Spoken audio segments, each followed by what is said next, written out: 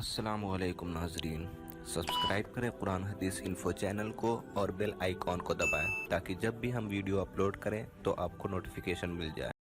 اللہ تعالیٰ سے کوئی حاجت ہو تو مانگنے کا مستون طریقہ کیا ہے؟ رسول اللہ صلی اللہ علیہ وسلم جب بھی دعا کرتے تو دعا کا ادب سکھایا۔ دعا کے چند آداب ہیں۔ کوئی بھی چیز مانگنی ہے تو آپ وضو کریں، فأحسن وضوء، اچھا وضو کریں۔ وضو کرنے کے بعد 2 رکعتیں پڑھیں۔ 2 رکعتیں پڑھنے کے بعد آپ دعا کریں۔ دعا کا طریقہ یہ نہیں ہے کہ آپ ہاتھ اٹھائیں اور دعا مانگنا شروع کر دیں۔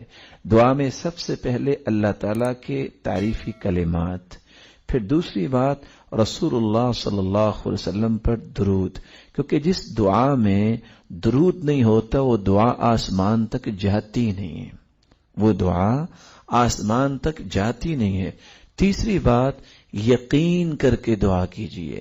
چوتھی بات الحاح کے ساتھ دعا کیجئے۔ الحاح کا مطلب یہ ہے کہ اے اللہ میں تیرا بندہ ہوں، مجھے آج یہ عطا کر دے، یقین کر کے، اور سب سے پہلے اپنے لیے دعا کرو۔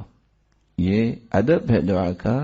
اللہ کے رسول صلی اللہ علیہ وسلم جب بھی کسی کے لیے دعا کرتے تو سب سے پہلے اپنے لیے دعا کرتے۔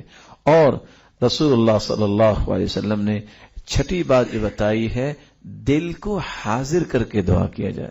ان اللہ لا يقبل من قلب غافل لاہن، ایسے دل سے اللہ دعا قبول نہیں کرتے جو ہاتھ اٹھائے ہوئے ہیں اور اس دائیں بھی دیکھ رہا ہے اور بائیں بھی دیکھ رہا ہے، یا اس کی غفلت اور بے پرواہی کی اتنی بات ہے، ساتھ ساتھ اپنے کام بھی کر رہا ہے اور ساتھ ساتھ دعا بھی کر رہا ہے، وہ دعا تو نہیں کر رہا۔ پھر دعا تو یہ ہے کہ انسان منہمک ہو کے یکسوئی کے ساتھ اپنے رب سے ہم کلام ہو رہا ہے۔